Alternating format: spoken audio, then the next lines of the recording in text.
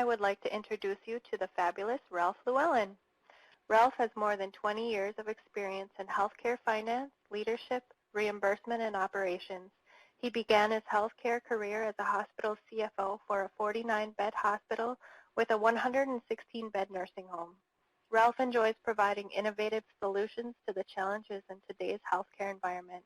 He assists providers by developing solutions focusing on cost report reimbursement, charge master development, billing compliance, operations leadership, organizational structure, process flow, board education, licensure status, and EHR incentives. Ralph is a frequent presenter and lecturer on emerging healthcare topics at state and national conferences for the Healthcare Financial Management Association, American Institute of CPAs, National Rural Health Association, and State Hospital Association. And we're lucky enough to have him today as our presenter. Now I'll turn it over to Ralph. Well, good afternoon, or good morning, I get yet for a few of the participants on the call. Welcome to the final presentation in this three presentation series. What we're going to talk about today is we're going to continue on that whole discussion of what do you need to know to financially position yourself. You know, we talked on the first day about the indicators, the financial indicators, why they were important and, you know, to be managed. On Wednesday of this week, we talked about the beginnings of what do you need to do to position yourself, spending a lot of time in the area of revenue cycle. And today, what we're going to do is we're going to move through into looking at the decreasing of expenses, what we need to be looking at there. We're going to talk about monitoring and improving quality, talk about data management skills, some access to ongoing education, and then enhancing value, and then complete that whole piece of how do we make that transition, or how do we prepare to make that transition within the organization. The first slide I want to start with as we go down that discussion is a slide that we also had in the previous presentation, and that's the top priority. And that's that top priority of that if any of this is going to work within our organizations, we have to have accountability that has been assigned and accepted in the organization and then followed through upon. And as we all know, these transitions are not going to be easy. These facilities have had numerous challenges in the past. They'll have numerous challenges in the future. At the end of the day, we just can't step back and make excuses.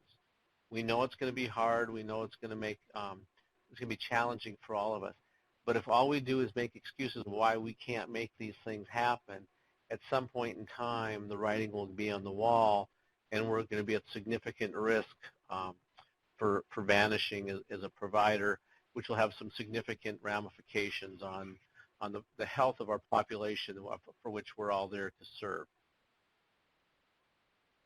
So, expense management. You know, as we look at the way we're going to get paid in the future, and it looks at value, the new payment methodologies at some point in time are going to cause us to have to drill down our costs. Because if reimbursement's going to go down or our revenues are going to go down, the only way we can get to there is to drill down the expenses. Or if we're going to try to be more competitive in the market in population health, the only way we're going to be able to do that is drilling down on that area of expenses. So at the same time, maintaining and improving quality. And you can do both. A lot of times we'll hear facilities say, well, if you cut expenses, we're going to cut quality. And I guess that would be the case if everything was as streamlined already as it possibly could be and everybody had checked every process through in the organization. But oftentimes we do find significant opportunity to improve processes so we can do the same or better work with less resources. And so as we look at this here, we're going to be talking about both labor as well as non-labor costs. And labor costs are definitely going to be the ones we're going to focus on in most organizations the most, because at the end of the day, they can be anywhere from 45 to 60%, and sometimes even more, depending on how much an organization is struggling. 45 to 60% of the total expense in the organization. Um, we spend a lot of money on buildings and things like that, and we got to monitor those costs, but those are costs that are amortized or depreciated over a long period of time. The costs that we can usually affect the most are labor, followed by some supplies and other types of expenses. So that's what we'll start looking at that. When we look at the best practice organizations, the ones that are really starting to improve their bottom lines or have had the bottom lines in the past and continue to maintain them, it really comes down to monitoring and managing productivity. And managing and monitoring productivity is not necessarily an easy thing to do, but it's a necessary thing, and it needs to be done on an ongoing basis. It can't be done once a year, not even once a quarter. You know, when we talk about things nowadays, once a month is going to be the minimum, and some entities are going to get to a point where they can start monitoring their cost of labor on a daily basis, depending on what's going on individual days, as our data systems get much better. So we're going to have an ability to gather the data, which is usually the first challenge. When we come on site and start working with providers in the area of managing costs, usually the biggest challenge is gathering the historical data, the number of worked hours, the number of dollars that are being spent by department, by area, as well as the statistics we need to demonstrate the volume of work that's being done in each one of those departments. Then you have the establishment of the benchmarks and then the monitoring of the results. So this is going to be really important, again, because it affects the total cost of care, and that's going to be the real driver, not just for population health, but even when we think about what's happening in the changes as far as co-insurance and deductibles. As patients are starting to ask us more and more questions about what we're charging for services, there's going to be pressure for us to decrease our costs, which means we're going to have to decrease our charges, which means we'll have to decrease our cost to meet that need or expectation in the community. So a couple of things to keep in mind. First of all, no organization is too small. We oftentimes hear organizations say, well, you know, we're already minimum staffed, otherwise known as core staff. We're already as lean as we possibly can. And, you know, that may be the case in some departments, but I have to tell you that over the years in the various organizations we've been in, no matter how small they are, we've tended to find opportunities where if they would improve processes, and we'll talk about the need to improve processes, if they would improve some processes, they could become more efficient, think outside the box, and do the same amount or more work with less staff within the organization. We do need to acknowledge that every facility is different, because that's the other argument we get. We'll say, well, our facility is different than somebody else's.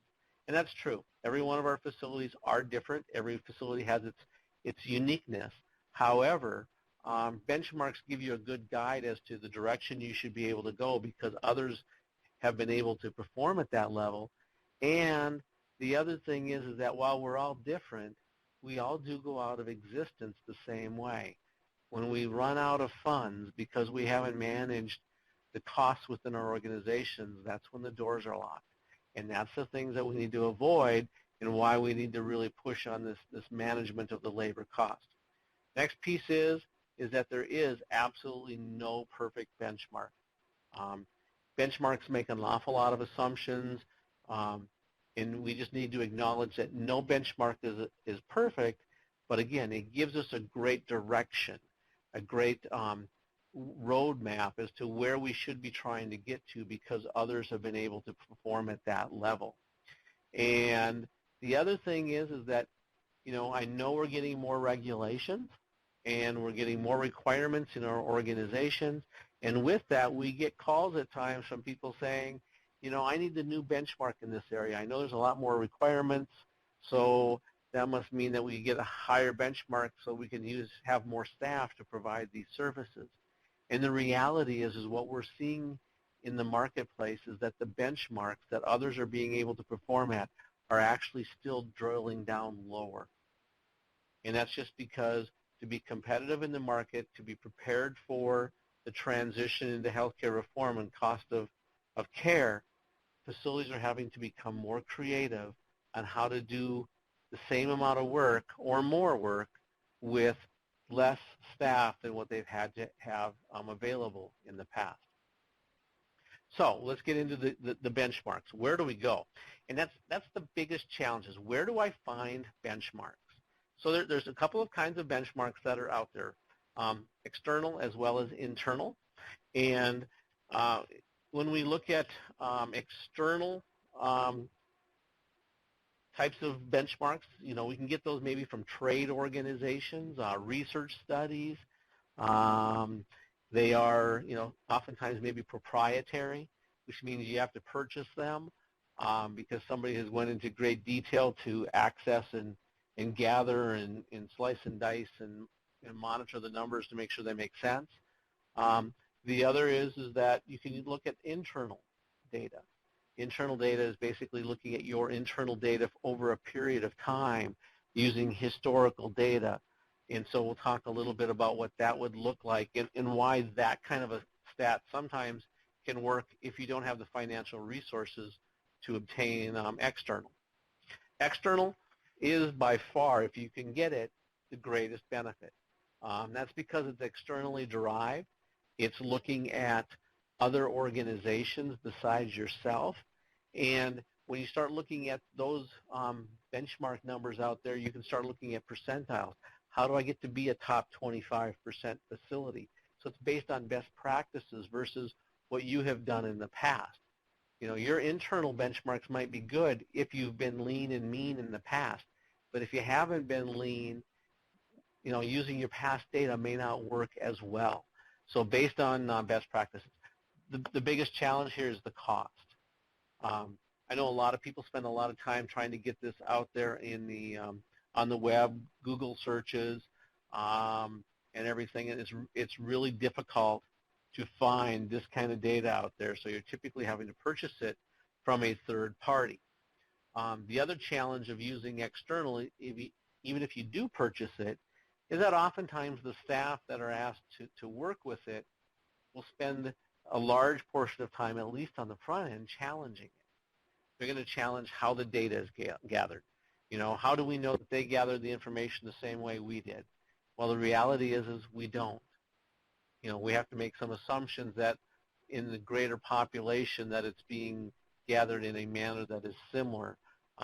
If we can get definitions from the third-party source that's gathered it as to how they did it, that can help us along too. The other thing when you use the external, the challenge you're going to get at times is the we are different. And again, yes, we are all different, but we all have to meet a bottom line. If we don't, we all go out of business.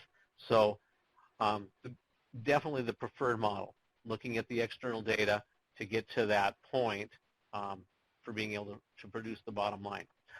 Internal data, if you don't have the dollars and cents, if you can't get the buy-in as an organization to purchase the external, start looking at your internal. So when you look at the internal data, challenges here is it takes some time to develop. So if you have the ability to go back historically and gather existing data, that's great. If existing data is not in existence, then you're going to be starting to create it, and it could take a time period. What this will give you is it'll give you a lot of information about trends. And I think trending when you look at benchmarks is always important. If I'm not at a benchmark, am I at least getting better all the time? Or am I starting to get worse? Where am I moving, month to month, week to week, year to year? The challenge is that it is only your data. And if you're going to do this, you really want to look over a 5-year period, because it is amazing as we look within organizations to see how much variation we can see in productivity over a 5-year period. You can start to see changes that occur as you have changes in leadership in the department, changes in the organization, and then you can watch those trends. Am I consistently starting to get better, consistently starting to get worse?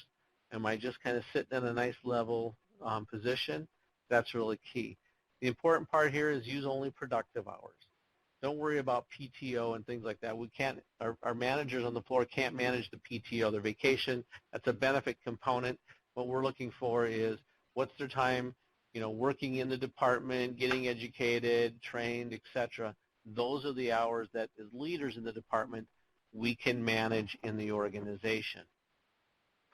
So here's an example of what we may look at in an organization, an hours per statistic basis. And here you can see a 4-year period.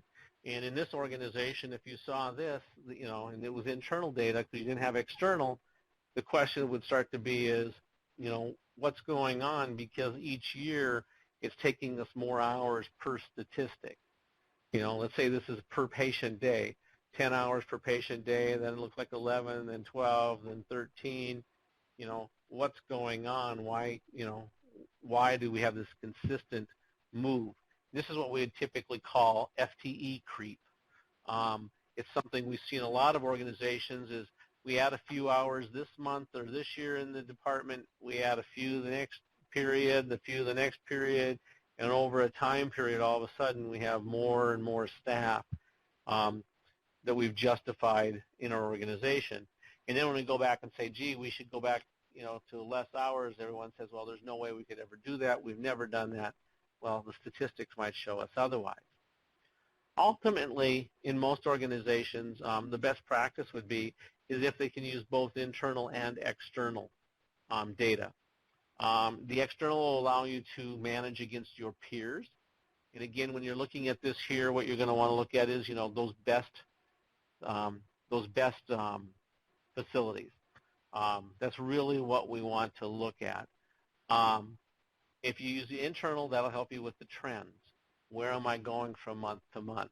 Because I might be above the external data where I want to get to, but my trending might be moving in the right direction. So we can kind of manage that.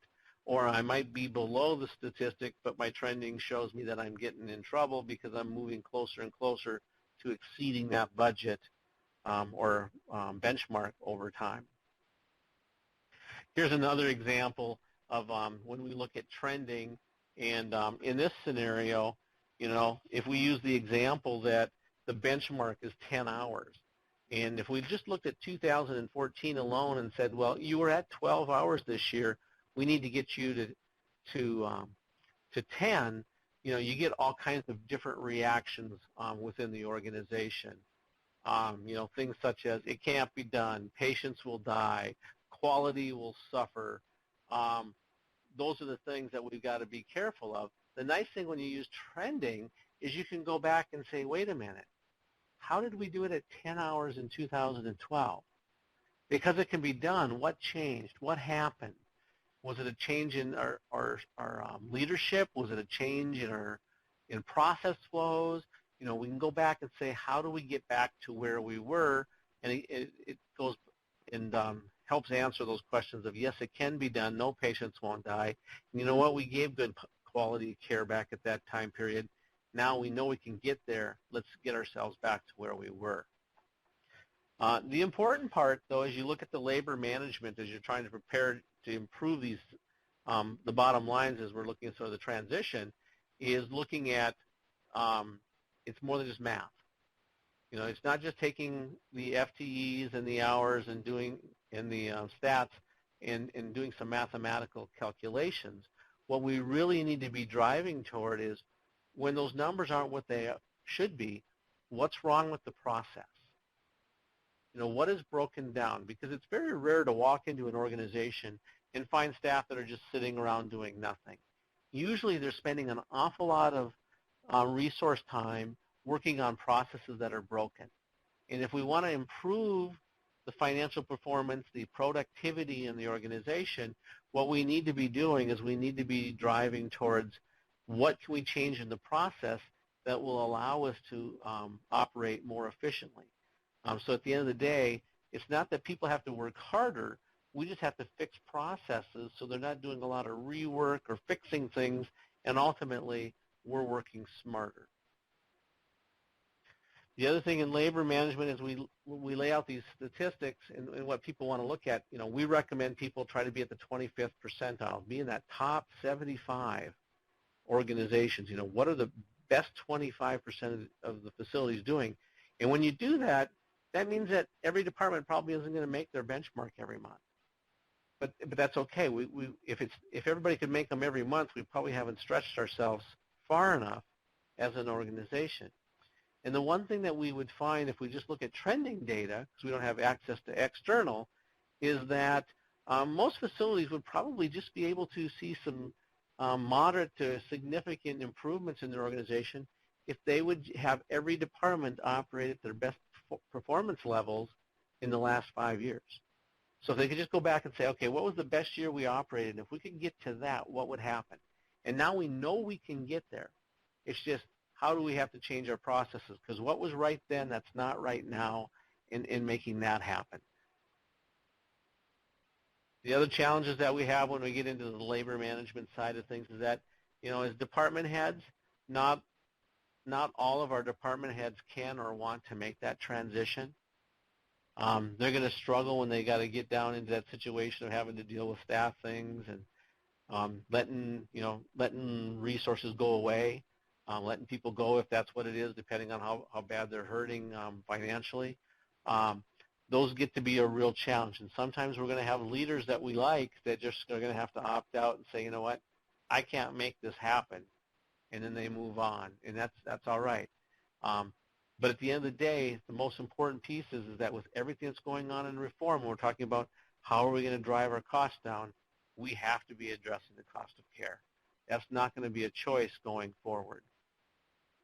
In the area of non-labor costs, we also need to be making sure that we're watching those. The biggest areas are in supplies. And, when we think about supplies, I would think of the high-cost supplies. Think about things such as various types of suture, various types of implants, surgical supplies. Really gets to be a big issue there.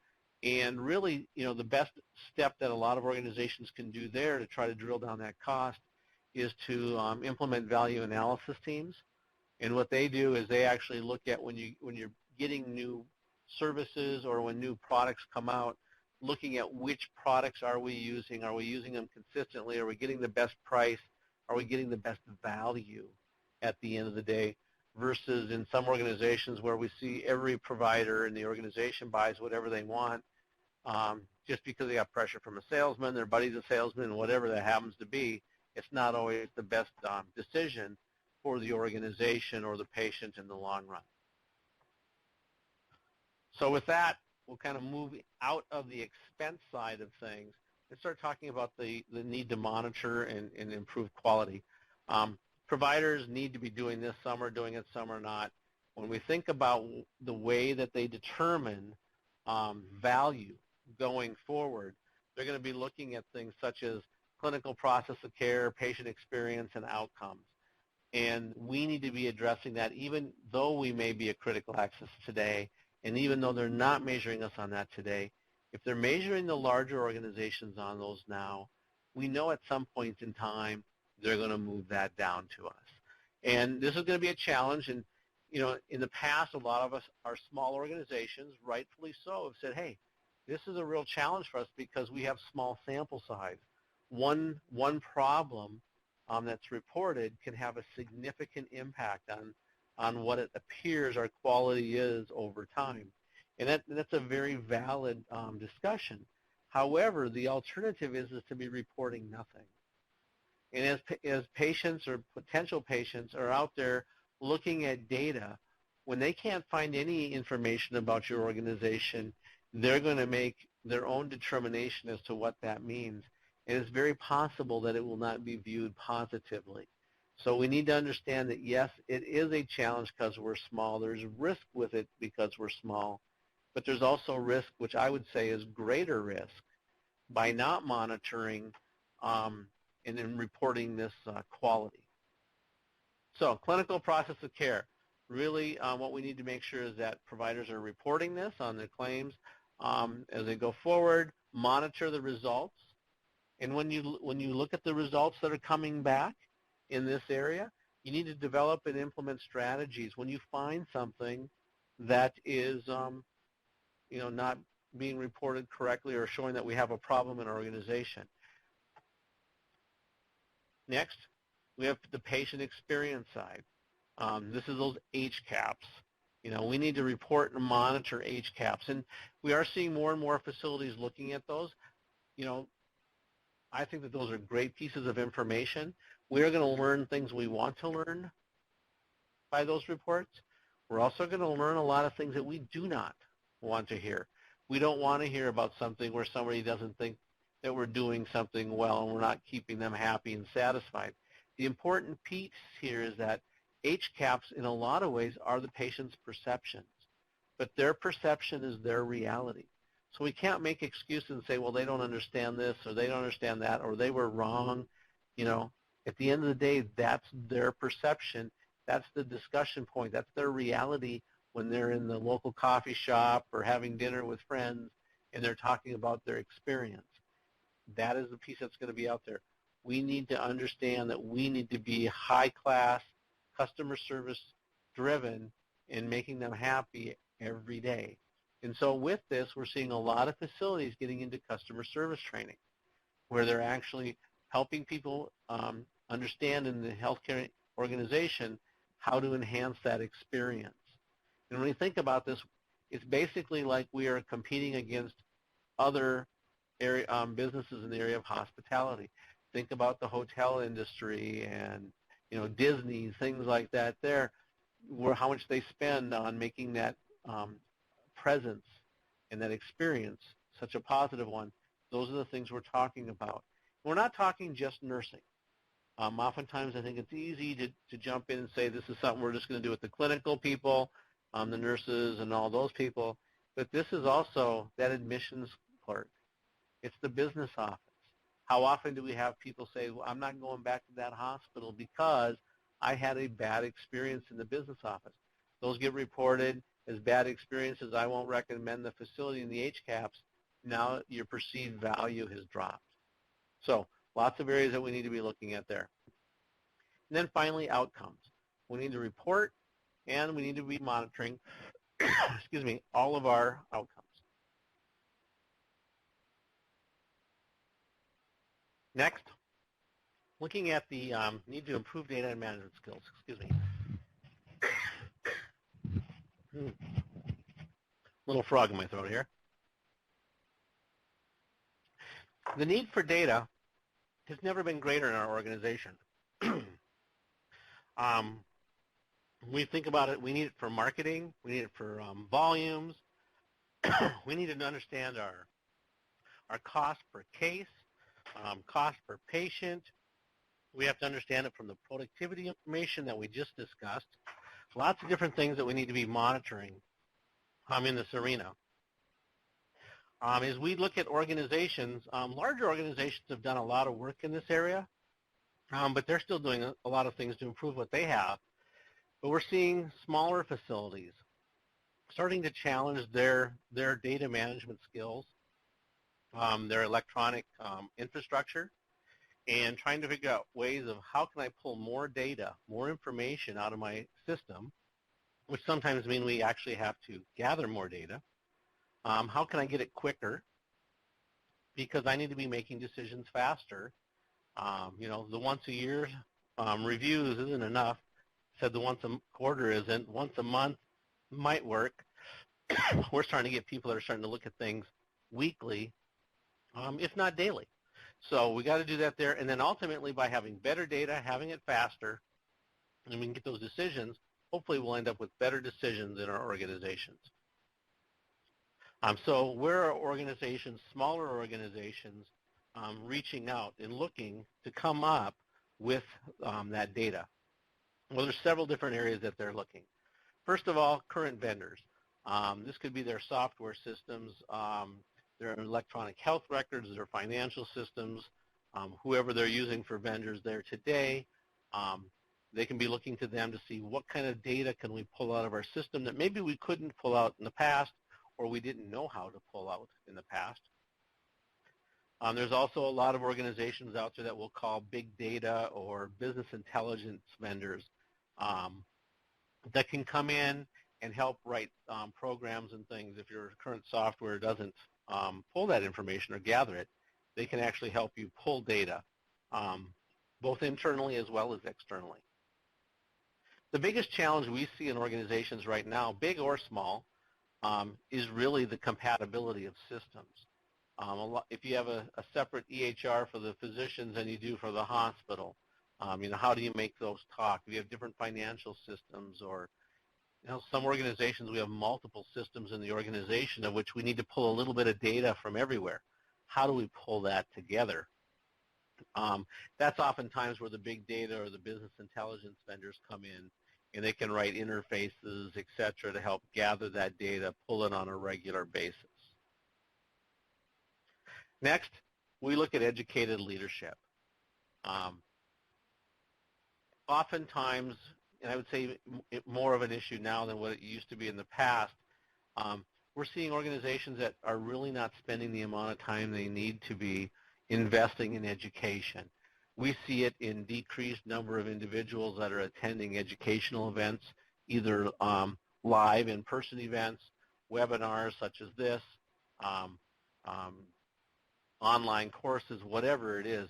We definitely see people pulling back. And there's a lot of reasons for it. Can be because they have multiple hats and they're having to monitor a lot of different things.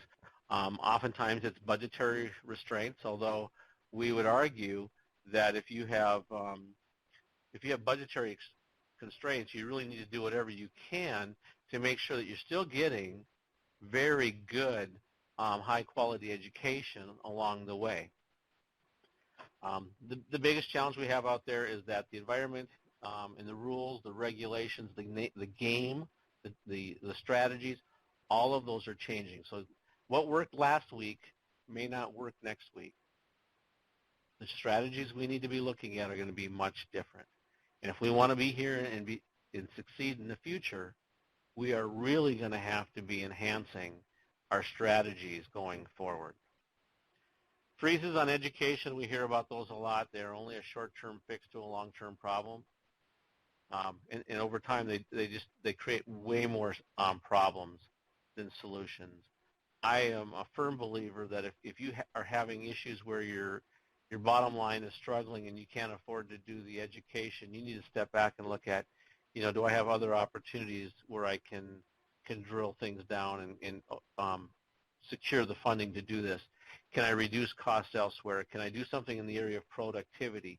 I'd much rather have a few less staff that are highly educated than more staff than I need that aren't able to get out there and get the quality of information they need on a regular basis. Because as we go forward, when we think about all the challenges that are ahead of us, our ultimate goal should be to have the most educated team out there. We want to have higher educated people than all of our competitors and all the other players. And the only way you're going to do that is to spend some time as well as some resources, financial resources, to get them educated on a regular and ongoing basis. So if we talk about these positioning pieces that we talked about, talking about how are we going to handle revenues, how are we going to handle expenses and all those things, if we do that, we still go back to these top 10 indicators. And so as we look at the top 10 indicators that we talked about in the first presentation, if we implement the revenue strategies that we talked about on Wednesday in our presentation, improving our revenue strategies will help improve all of these statistics. Reduction in days in AR, reduction in gross accounts receivable because we're going to collect our cash faster. As we collect our cash faster and we identify any losses in revenue capture, we're going to increase the amount of cash we have on hand. We'll also increase our total margin and our operating margin. As we improve our financial bottom line, our margin, we'll also improve our debt service coverage. Through our marketing and understanding our markets, we will improve our payer mix. And by having more assets because we have greater revenues, our margin over time will also reduce our long-term debt to capitalization ratios. So all of these factors are going to help us strengthen all of these financial indicators. This is all on the revenue side. If we implement the expense strategies and are able to drill these things down, less expenses means less cash outlays. That will increase our days cash on hand. Less expenses will also improve over time our total margin as well as our operating margin. We'll increase our debt service coverage because we'll have better margins. And also, there'll be a reduction in our long-term debt to capitalization due to the same reasons, because of the improved margins within the organization. So improving the revenues, reducing the expenses, those are going to help us improve those top 10 indicators over time in our organization. The other thing as we look at this here is that as we increase that days cash on hand and profitability, it's going to help us as we need to replenish necessary capital going forward. And as we do that there, that'll reduce the average age of plant. That's the one other statistic that we hadn't seen in those first two slides as far as working with revenues and expenses. Because we want to have a good capital process going on, that we're replenishing our plant so we have the right technology to provide and render the services that we need to in the most efficient manner. As we look at things, the ability to maintain and volumes over a larger population base, because we talk about the marketing side, how do we get the patients in here when we're talking about physicians, while reducing expenses. Over time, what that's going to do is help us reduce the overall cost of care to each individual. And we think about what we're trying to do in population health is drive down that cost per beneficiary. So if we can drive volumes over a larger, or maintain our volumes over a larger population base and reduce expenses, population health gets better, cost of population health gets better, and that's where the rewards are going to be in the future. That's where the volumes are going to come from. Finally, when we look at the value proposition, if we can improve quality scores, this will improve the perception, both patients as well as payers. And what we want to be driving is a process, a perception in the community that we are the choice for care in our communities, because we do good quality, we do have good cost, and with that, that'll get patients to want to come to us. It will also at times get us to a position where the payers will encourage patients to come to us, because if we can provide lower cost of care, they may provide better incentives for them to use us versus a competitor out there in the market. So at the end of the day, when we look at increasing quality while decreasing or maintaining cost, we're going to increase that calculated value. And when we look at how they calculate the definition of value, it's quality divided by cost. So value increases as you improve quality, decrease cost, or a combination of the two. And that's really the driver as we look at population health and all of the different things that are out there going forward. If it's bundled payments, we're going to have to help reduce our costs. If we're looking at value-based purchasing, we either need to increase our quality, decrease our cost. If we're looking at an ACO model where they're going to pay us based on our total cost per beneficiary over a period of time, we need to look at drilling down our cost, at the same time maintaining or improving our quality to make sure we meet any of the quality requirements of the ACO reimbursement model. So, how-to steps. So this is kind of taking everything, bringing it back together from the three presentations and saying, what do organizations need to be looking at, and what are a couple of the challenges that they're going to have along the way. First of all, we need to implement those steps to improve revenues. Again, remembering that we have to assign accountability, it has to be accepted, we have to follow through, and there can't be excuses. It's not going to be easy. Okay, these are going to be changes. And as you're doing all of these things, you're going to want to make sure you're communicating well within the organization as well as within the community to help people understand what is going on in your organization, especially as you change collection processes and expectations and everything else up front. We also then need to make sure that we implement those steps to decrease the expenses. Okay? I will tell you that the earlier you start looking at decreasing the expenses, the better, because the earlier you do start controlling the expenses and decreasing the expenses, the greater opportunity you have to do that through things such as attrition versus layoffs, cuts, and everything else that sometimes people want us to decrease costs in the community, but they don't want to see layoffs. But if you have somebody leave and you don't replace the position, that doesn't make the front page of the paper. So those are the types of things that you want to start looking at trying to do earlier than later.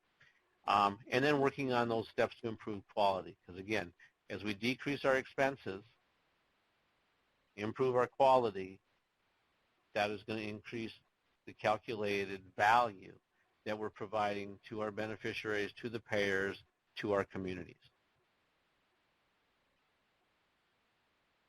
So as we look at this, I think the greatest challenge that's still sitting out there, the piece that's going to be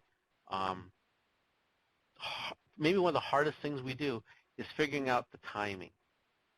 And why I say that is that, unfortunately, not every payer is going to start paying us for value and quality at the same time. We're going to have some people that are going to adopt it sooner, some that are going to adopt it later, and we're going to have some payers that will continue to pay us on fee schedules. So that whole issue of cost of care and population health, everything else, is not necessarily going to be a big factor. So you're going to have different incentives. Some are going to continue to pay you for volume. Some are going to pay you better when you reduce volume. Some are going to give you extra payments when you do a good value. That is going to be the challenge. It's going to happen at different times, and then at the same time, the incentive for every contract you have when you're working with the various commercial payers could be significantly different. So that is going to be the challenge as to when do we start to make these changes. Because I've had some people say, well, we'll just manage each patient separately. And that sounds good in theory. But when you start thinking about the staff, they're not going to be stopping and thinking, okay, this is a non-Medicare person who's on a fee schedule. I need to be working on increasing the number of services I do on them. But this one here pays me on population health, so I need to get them out as fast as possible while still providing the quality of care. That's not going to happen. That's going to be the big challenge. Sometimes we hear that called the shaky bridge, to be that transition as everything's a little different with every payer. So some payers are going to pay us on volume. Others are going to pay us on value. That is going to be the challenge, because as you increase those payers that are paying you on value, you can increase that profitability, but you're also going to decrease the profitability of those that pay you on volume.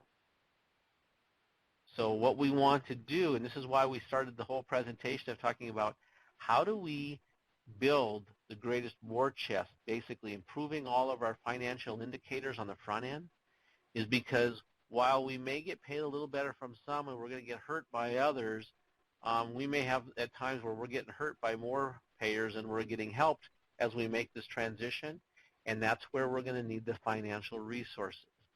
The stronger we can make our organization up front, the greater amount of resources we'll have as we have these challenges. And again, every market's going to be a little different, and since every market will be a little different, the amount of financial challenge will vary from one provider to the next. It could be regional types of variations. It could be definitely one facility to the next, depending on the makeup of their payer mix. So again, you want to have that strong piece to help you get through the storm. The other thing is that as we look at some of the models out there, such as ACOs, bundled payments, where we're doing things in a larger group, the better we have, the better financial indicators we have, the better ability we have to attract partners to work with us or let us work with them, because those organizations are going to be wanting to find organizations that are fiscally sound, are not going to have more than the average fiscal issues going on, so that they can continue to focus on improving the quality, cost of care, and drilling that down. Because that whole thing, when we look at this successful transition, if we do this right, we're going to improve population health, we're going to decrease cost, and we can have long-term sustainability within our organizations. It's not going to be easy. There are definitely going to be challenges along the way. but there are organizations that are going to make it. And there are going to be ones that are struggling today that will figure it out. But it goes back to the very beginning of all this, is that they're going to have to set accountability. They're going to have to accept accountability for the things that have been put in the individual departments, holding people accountable ultimately, and not make excuses. This is going to be a tough challenge, but there is definitely some rewards, not just for the organization, but for the community health. And so following these steps will help those organizations prepare the financial statements for that transition, and then they can start monitoring the timing that they make these transitions and continue to monitor the financial performance. So with that, Kim, I will turn it back over to you if there are anybody that has any questions. Thank you, Ralph. To unmute your lines, you can press *2, or you can type a question into the chat box. That was a lot of great information. I think the most important piece as you look at this here and you're working with providers is to really help them understand that this is not going to be easy. It is going to definitely separate the stronger from the weaker leaders. But the strong leaders that take on this challenge are definitely going to be able to provide some significant results to their communities as well as their organizations. That's a great closing message. It looks like Rhonda has a question.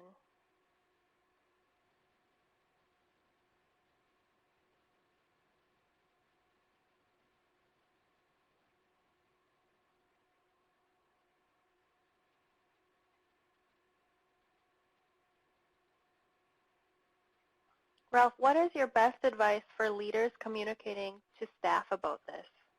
Okay. That's a great question, Rhonda. I think the biggest piece is, when we sit here and we talk about some of these pieces, it's really easy to focus on how hard it is and make it more of a downer. And I think we need to start by talking about what the ultimate goal is, which is to have better health in our communities, maintaining jobs and the healthy organization and everything else, and letting everyone know that the organizations that do that are the ones that are going to be around and will succeed. But that's going to require change, because to do that, we have to decrease costs. We have to change the way that we think, and let them know why we have to look at processes. When you talk about labor management, start by talking about processes. Say, you know what, we have broken processes. We sometimes make people do a lot of extra work and then beat them up because they have too much staff because of broken processes.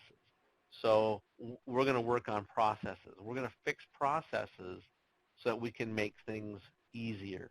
I think, again, on the expense side, if you start this earlier, you can also have the discussion that as much as possible, we'll work these through attrition when possible. I'm a huge fan of attrition. If you're hemorrhaging, you don't have that option. But if you've got that early indications and you start doing things, you can do things through attrition and everything else, make it much better. The other is I just really focus on the fact that we're going to work on processes, and that this has to happen because our community is demanding it. Population out there is asking questions about cost and expecting that we're going to provide, equal or greater quality of care at a lower cost than what we have in the past. So we are going to have to answer it, or unfortunately, somebody else will.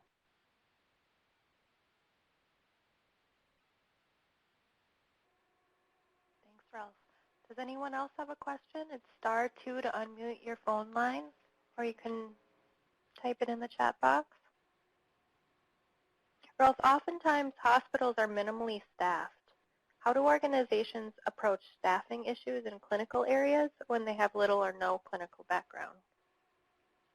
Well, that's a good thing. Well, first of all, I would challenge that, we are often told, and first of all, I'm not clinical, Okay, so we'll get that one out there right now. So I do have those challenges when we're talking to clinical individuals in the organization. I would argue that most organizations are not minimally staffed. Um, there's ways to creatively continue to cover what they need with less staff hours. Sometimes it's just looking at the overtime hours and some of the extra hours that we're dealing with, but there's typically opportunities to do that. With that, the way that I always do it in my in the work that we do is I always have a nurse with us, somebody with a clinical background, somebody who has been in organizations and has performed extremely well in the departments that they had to manage, because they are the ones that when that clinical person says, when's the last time you took care of a patient? You don't understand clinical, you don't all those pieces, they can have those conversations and say, no, I have been there. I know we can do better, and this is how we're going to get there. If it's the numbers guy like myself, having that discussion with a nurse or a lab director or an x-ray director or whatever, that's going to fall on deaf ears because I don't have the background, the pedigree to say I understand all the clinical components. Now, I can have the conversations in the business office and in laundry and those other types of things that are non-clinical. I can deal with all those pieces, but when it gets to the clinical pieces, I never try to kid myself and walk in and tell them, no, you can do it better. I help the clinical people on our teams work with the calculations, and here's what we're seeing as far as statistics. Then the clinical person takes it forward, and that's where you're going to get your success. So if you are a finance person or even a non-finance person who's non-clinical and you try to jump in and tell the clinical people that they can do it for less because you did a math calculation, you're going to get slaughtered.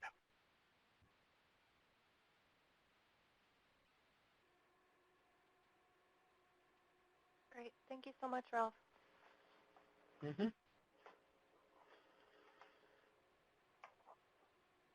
Well, if there's no other questions, I will thank you, Ralph, for a great webinar series this week.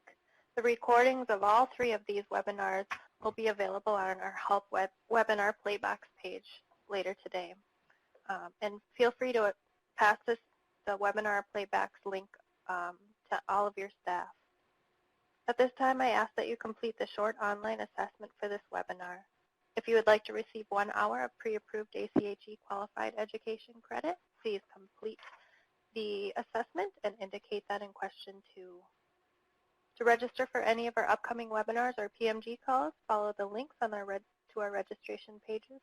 If you have any questions or comments, please contact me at the email link on the screen, and I hope to have you on future calls. Have a great weekend, everyone.